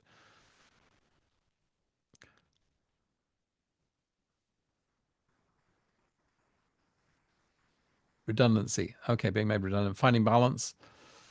Rape, porn, revenge. Already run a group on that. Okay, relationship breakdown, overwhelm and stress. Spelling mistake, dealing with change. Is that a workshop you want to do in spelling mistakes? Because you could then pick Agnes up for core beliefs. It's F and not V there, Agnes. But anyway, that's thank you. my little joke there. So dealing with change. The peers program with, okay, just Kevin, just unpack what you're in normal English, what you're writing if you can. Peers program with YP, neurodiverse, young people, peers, I don't know. So just let's not get too jargony here so everyone can get a sense and participate. But that sounds like a particular program you've got going on there. Motivation for change. That's so interesting. And procrastination, yeah. Procrastination is a big topic in itself. Yeah, procrastination. I tell How you, to deal with procrastination. lifelong self-learning and development. Okay, cool. I think Okay. there are a lot of topics you already have. Just, for example, grief. Of course, grief is can be a workshop topic, no? Yeah. If you work with things like depression and grief, those you have just to be careful that people go out happier. No, these are heavy topics, so they don't want to come out heavy. If that makes sense, what I say. So give them light, no? It's important in these things. Yeah, I'd have some caution about working in some of those areas in a group basis where I can't follow through. That's my concern. And there is some literature on that in terms of people teaching programs and other people leaving them and committing suicide. So there's actually a case on a self-help, quite a well-known self-help person had that happen. So I think there's some caution there in terms of understanding how to work with some areas where you're going to be working with people who are more at risk. Yeah. So, that's to be aware of that. Yeah. What is our scope of responsibility if we're having people who are more vulnerable in our workshops? I think is an interesting question. And that's why I would be, until you're more experienced, more cautious with some of those topics. I'm sensing that from you, Agnes. Is that right as well? Yes. So my topics, as I said, no, I was also at the beginning of my work. I was when I started very concerned about self-care as a therapist, because I have also a big heart and tendency for intense people and intense topics. I knew I have to take care of myself. No, like, so this was working with self-hypnosis or goal setting. These are very inspiring, positive topics. No, this is how I protect myself as a therapist. So I have to say, always when I offer workshops, we barely go into self-disclosure. And if you choose a difficult, heavy topic and you don't know what's going on, this is difficult. But you want that everybody shares, you have to be really experienced in that field then, no? Like, because things will come up. Yeah, so I would choose easier things. Yeah, but I don't know you and I don't know how experienced you are. So again, anxiety, I would try to go more into positive. Like here, it's just a word inspire. What does it mean, inspire? Inspire with what? Inspire with what? Stress management, I think, there's so much you could do. It's a huge field. You have rather to really ask yourself, what will I choose in this big field? And stress management, I think, gives rather a space for a series of workshops. You can start. So stress management, if you've never done stress management, never before, you don't know if this workout, if it's it will be a failure or experience of joy, your first workshop. Create a very clear small workshop, make it easy for you, make it easy for people. The cheaper it is, the easier it is to book. I don't know, I live in euros, but whatever, 30 pounds, I think is easy, no? If something costs 30 pounds. Choose something like at the beginning of stress management, like a basic foundation.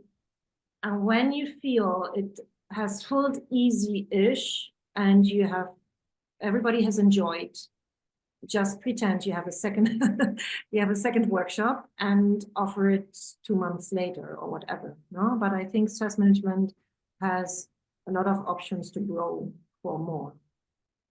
Weight loss is a big topic. There also, I'm pretty sure weight loss with hypnosis, everybody will be interested.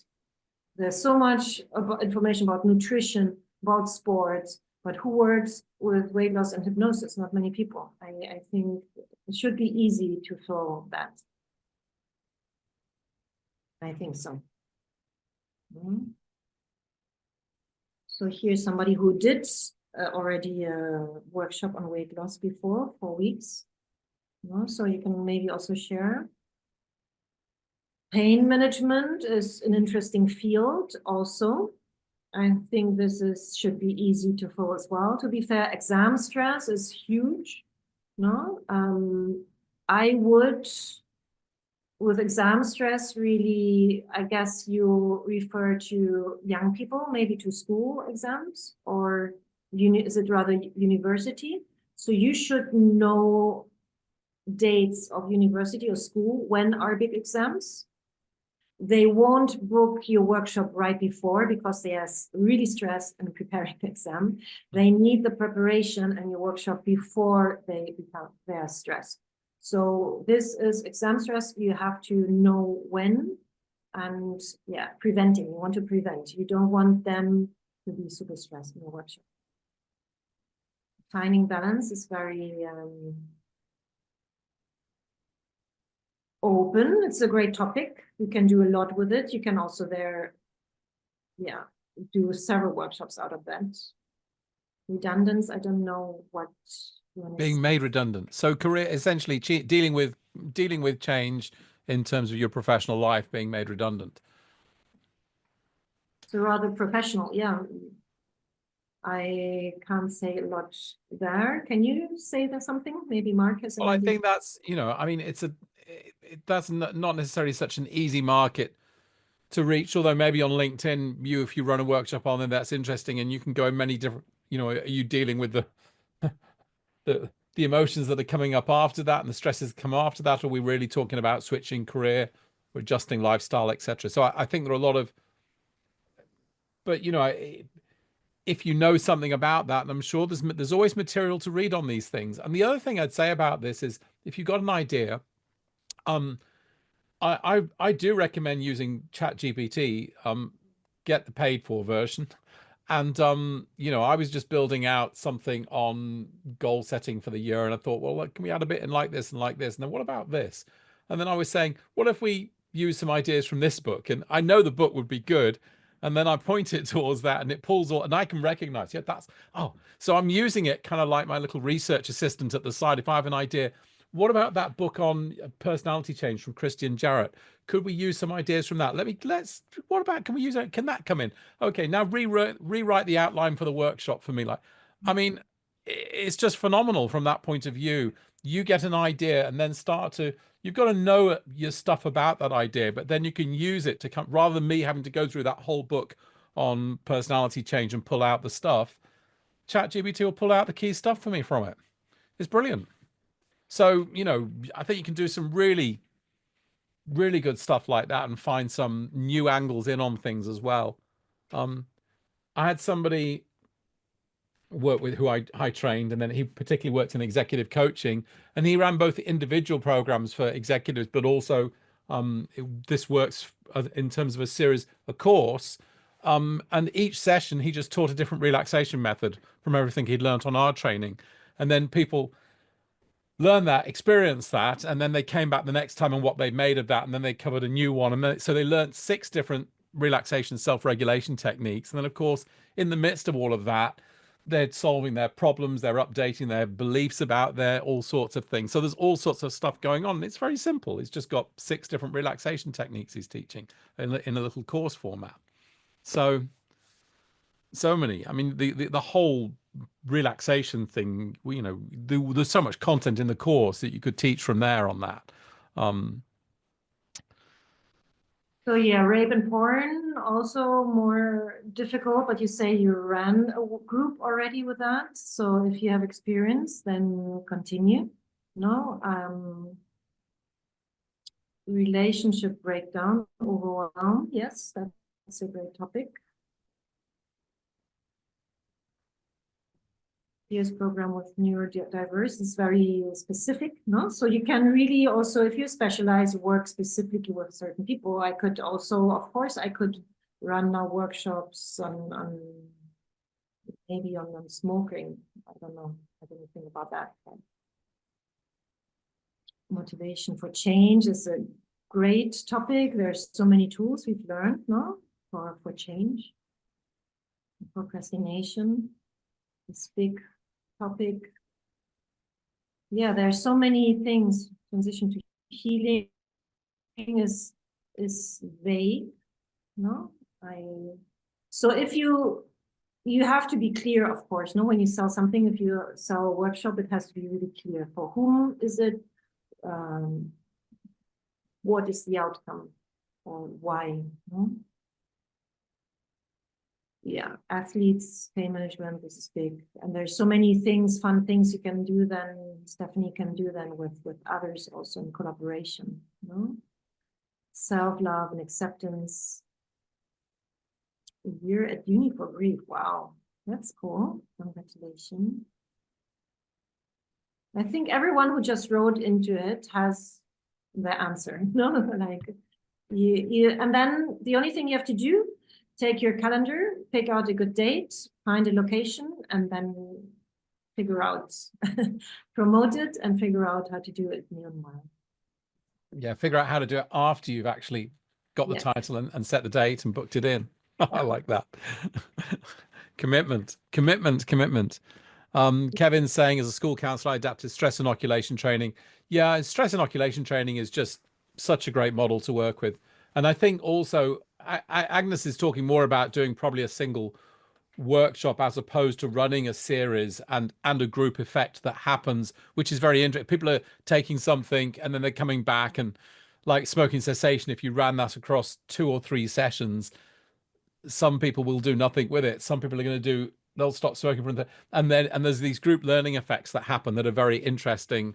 People go, God, I really should have tried that. Look, that person had that change, you know. So yeah, you're facilitating this. Yeah. You can, of course, offer a series of workshops.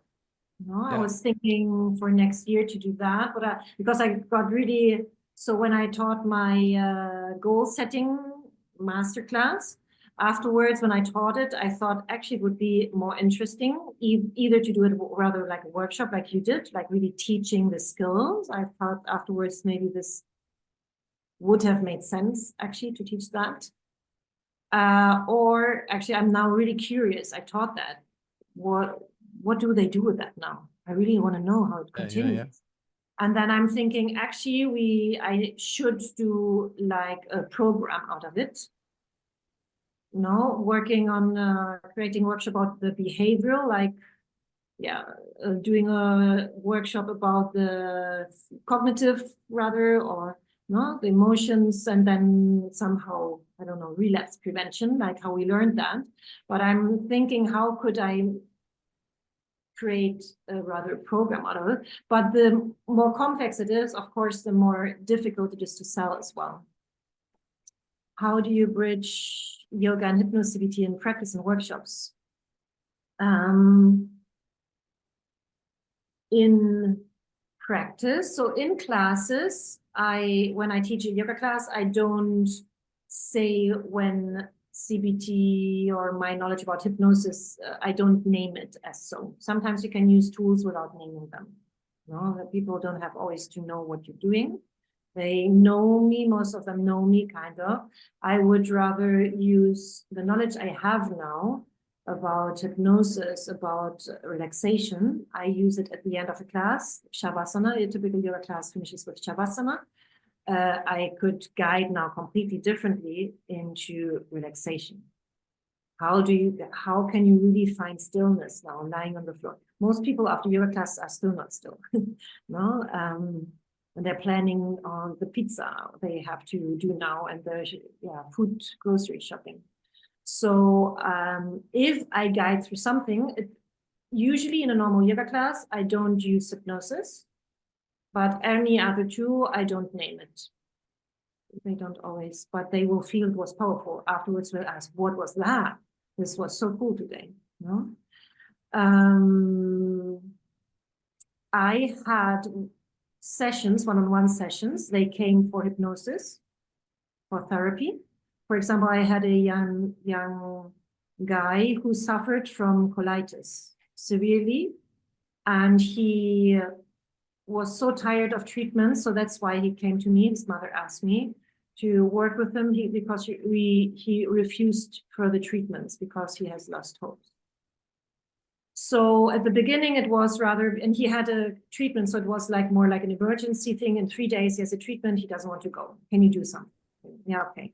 So it was actually quite easy to relax him and to give him tools what to do while he's in this next treatment for colitis, what to do. It was like several hours at the doctor, something what he was afraid of, and he managed it amazingly. And we continued to work on a little bit on his anxiety. And at one point, so this was all clearly not adding yoga, but at one point in the therapy, it came really clearly out that he had a bad connection to interpretation of his body. Like, my body, my core is messing my life up. I can't do anything with my body. All my friends can do. I can't do anything. I can't even do sports. I can't do it. My body sucks. So I told him, as a yoga teacher, I know you have to move. For a happy body, you have to move. If you have an issue, you have to increase a little bit blood flow. If not, there is no healing possible. If you just lie down and you're super passive, it won't heal. So I started, though we did this hypnosis, I started to do 10 minutes of yoga. He hasn't moved for a long time. And we recorded 10 minutes. You can do and tell a teenager do at home your own yoga. Of course they don't do. Even an adult doesn't do. So I recorded 10 minutes practice, easy practice, just to move a little bit his spine and everything. He felt amazingly. So you could do that at home. So there I started to add on things and I mixed them somehow, no? If this answers your question. I think that interesting, although this doesn't always translate, but to cross over, you know, physical flexibility and movement with psychological flexibility and movement. That doesn't mean that everyone that's flexible physically is psychologically flexible, or the other way around. But bringing both together is a really nice, because it becomes a metaphor. You know, the movement of the body and the flexibility of the body and the flexibility of the mind, etc. So yeah, I think there's lots of ways one can bring these together. Yeah. And I as a drug and alcohol practitioner working with offenders, 2 weeks, 12 weeks long. Yeah. Monica mentions here when she's talking about redundancy, I was thinking more of dealing with stress, anxiety, facing redundancy and change, sleep issues. So, I mean, sleeping, you put a workshop on helping with sleep issues and insomnia, you're going to be booked. It's, you know, self-esteem. Of course, we're getting into the core beliefs issue here. So we're going to be going a little bit, you know, that a little bit deeper, a little bit more challenging, I would think, for a workshop, a little bit on some of the self-esteem and core beliefs. Assertiveness, what a great topic to be running. You know, it was such a big thing in the sort of 70s and 80s, assertiveness, and now people have forgotten it. But a great topic to be bringing in, and still massively relevant. I like what Kevin mentioned. No, I found that having a social element with snacks at the end helped develop a sense of community. Yeah. What you want is, as a therapist, you want to create trust, personal connection. That's why if you finish a workshop, just don't say, thank you, bye. No, so allow snacks, teas are really important, water, something, just to have that thing finished, to take a breath and to have a chat. There's a lot of things come up, so this is really important. Thank you, Kat. Yeah. So some questions about pricing. Oh, Q&A. Well, here we go. So yeah, there's the couple of questions about pricing, how you price a workshop.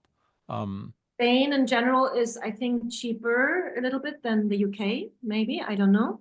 A master class that's like an easy, just experience something. You run a workshop for insomnia in the evening, how to use certain things for sleeping better, but you don't teach so much, like a 2 hours thing. Here it would cost 30 euros. We can translate that. If a workshop can cost for sure 40 euros here. A day thing, 150, but then there is food included. So that would be in person. And would your pricing be different online?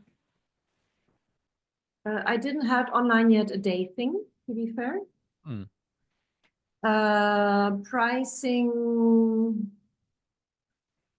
online, not, I don't charge so differently, but I offer then recording. That's the extra. Mm. If you offer recording and I have to figure this out still, because if you send them a recording, they have it forever and ever. I don't know if this is a clever thing to do. There are apps you can send out videos, recordings, and the link is valid for a week, for a month, whatever, you can limit it. But this gives then people an extra value. I'm doing, yes, I know. Yeah. I charge more if there's food included, no, for example. Any other questions? Which platform do you use for your online workshops? Zoom. Tony asked earlier, does the workshop help you to determine your chosen target client group? Again, does my workshop determine? Your chosen target client group.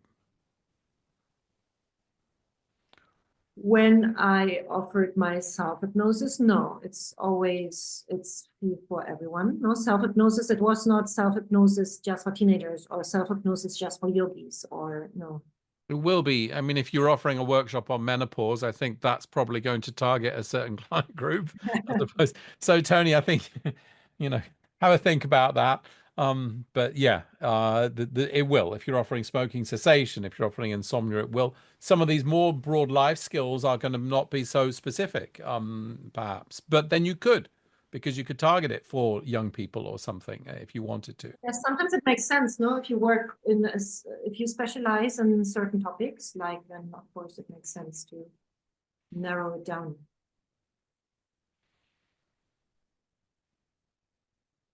So Good. Well, I think that's all the questions that we had in there. I don't know if there's any new ones coming in. Oh, can we have your Facebook or Instagram for follow, says Magdalena. Sorry again, I was. Magda, can we have your Facebook or Instagram so we can follow you in your workshops? There we go. I also created that, just as I mentioned before, I taught today a workshop about workshops, no? So just you always finish at the end your workshop with, thank you, this was me, do you have any questions? And this is, give them always a contact, no? I didn't come up with a good name for because before I was Agnes Kru Yoga. This was always my thing. So I had to take the yoga out, and I didn't figure out yet how to call me. So I'm there still with my yoga. So Instagram, I'm typing that in for people where they can. You could just be Agnes Kru, no? I mean, who else is Agnes Kru? There is someone else who's Agnes Kru. No. Yeah. Oh, how annoying. How annoying. What about with my name? You see, I was going to take my wife's name, which her surname is Pagarsky. There was a big discussion. Shall I change my name from Mark Davis, because there are 600 Mark Davis in the UK, to Mark Pagarsky? So then I typed in on the internet and I did a search. Is there anybody else called Mark Pagarsky? Nobody. It's mentioned once in the McCarthy trials in America. The McCarthy trials, and somebody mentions the word this. I met this person. I was introduced to a person called Mark Pagarsky, and I remembered the name because it was so unusual. And I thought, fucking hell, that's really good. That's the only mention of the name Mark Pagarsky. I should use it, but I didn't. I never changed my name, so it's Mark Davis, and there's lots of us. So just, I'm not the poker player or the porn star. I'll just tell you that. Because there's several Mark Davises professionally out there.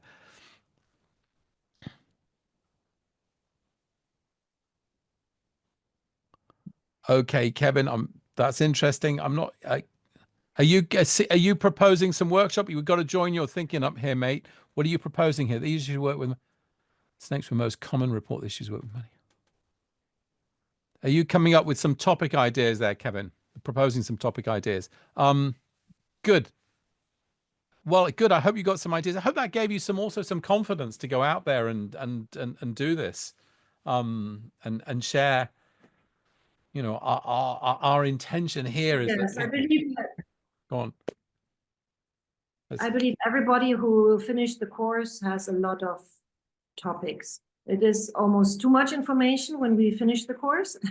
So just pick one, take this stage, the material, and go through it. What do you think is the most important essence of the course, for example? And it will be so great for you, for your business also, because you have to dive deep and you will so understand the topic. And you will, as I said, I'm ambassador now for self-hypnosis. People ask me, you can also with the podcasts, no? You can, I found out you can apply for podcasts. Actually, a lot of people are really looking for interviewers. So as soon you have a topic, you can share with the world your topic.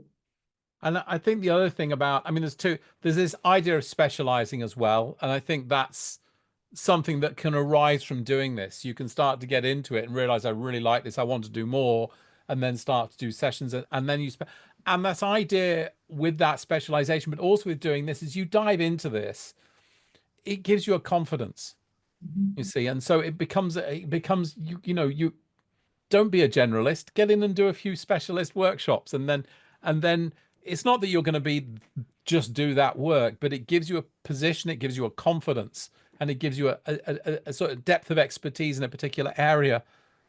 And you'll be surprised how easy that comes once you dive into it. Kevin was saying this from an assignment. There are reports that we can access showing potential demand for specific topics and ethnographic data giving clues as to, yeah. Well, yeah. And also becoming slim and rich. That's always a popular topic I've found. But that's just, it's a joke from Friends. I'm slim and rich. Who is that? Who? Brad Pitt introduced me. So yeah, offering a workshop on becoming slim and rich. That's always a popular topic. There's, you know, I mean, just think around. Imposter syndrome seems to be a particular topic that I think is of interest professionally to people. And I think there is an idea there also about how you target into professionals more for a number of factors that's interesting. One, they do have more disposable income. Two, they don't have so many vulnerabilities that you're thinking about, how do I manage and safeguarding issues. And also they're great to work with because they're already, they're able to take on, they're eager to take on the knowledge, I think. So that's an interesting, I think, to think about how you target into sort of what professionals struggle with, the stress management, the insomnia, imposter syndrome. That can be an interesting area as well. And if you get into that, you can possibly charge more as well. Tiran says, many thanks. I was wondering how to combine my therapeutic writing master's, MSc in therapeutic writing, not MA. I'm just going to notice that. That's interesting. With problem solving, procrastination, and confidence building. I have ideas now for a series of workshops. Fabulous. I just think, yeah, that's going to mesh together really nicely, T. Really nicely. But I'm just interested in the MSc aspect. Metanoia Institute. Okay. Okay. Very interesting. Yeah. Well, you should come. You should come here and do a little webinar here. But I do these for free. Do you think I should charge for these? Should I be doing them for free? It's a bit of some people are here. Also, those of you who haven't taken the diploma yet, this is a little bit of a thing for them as well, but also supporting the community and my chance to get to meet people. So when you put it together, T, let's come back and approach us. Yeah, I'm interested. I'm really interested in how people put this stuff together. And I think that's really fun and inspiring for everyone to see. Great. Great. Well, it's 8:36. We're 6 minutes over. Agnes, that was fabulous. Agnes. Agnieszka Kruszynska. It sounds like a joke, but that's in Poland, everybody knows how to write my name. That's nice. So let's come back to our topic of yoga. And what's your favorite definition? I've got a few definitions of yoga. What's your favorite definition of yoga? Do you have any definitions? I don't. Do I have a definition? Yoga is freedom is, I can say what yoga is for me. No, it was, yeah. Yeah, freedom, the road to freedom. Freedom. To the Oh, well, happy and healthy life. Road to freedom. I was just I've been a bit Bhagavad Gita recently. So yoga is skill in action. That is one of the quotes from the back. I'm sure you're going to like that. Yoga is skill in action, which I think is just so interesting. And yoga is evenness of mind. Filling of the mind, no? The typical. Evenness of mind, yeah. That stability of the mind. So like the mind is steady like a candle in a windless place. So we were contemplating that on New Year's Day, that image of the candle wobbling in the wind, and then suddenly and then the note being note, and then this steady stream of the candle once it becomes stable, and then having everyone imagine that, and they could feel their own minds, just that idea, that image, then, and their own minds becoming like that. So yeah, Inclusive, but as a warrior also you can handle if the flame. yeah. That's okay. Well, stillness and act, that's the dynamics of stillness and action. Fantastic. Okay. Well, thank you so much. And Thank you. yeah, Pleasure. that was really inspiring. And I hope people feel inspired there to take action and do something with this, and commit even before. Just come up with a topic and book it and then fill it in. And the other thing is, take help of the community as well. So somebody posted in Connect and said, I'm putting a workshop together on this. Anyone got any ideas? And just ideas pile in. So yeah. I'm curious. I would love to hear from some. If you did your very first one, you didn't plan it, let me know, or let Mark know. It'd be interesting. Yeah, that would be great to hear. That would be great to hear. Mhm. Okay, Yeah. well, we can't serve tea and cookies or wine and chocolate after this because it's on Zoom. So we're going to go and all have our own tea and cookies or dinner. But thank you all very much. And Agnes, thank you so much. That Thank was lovely. you. Lovely to meet you. Bye. Bye. Bye. Bye. Good night, everybody. Sweet dreams and happy 2025. Happy 2025.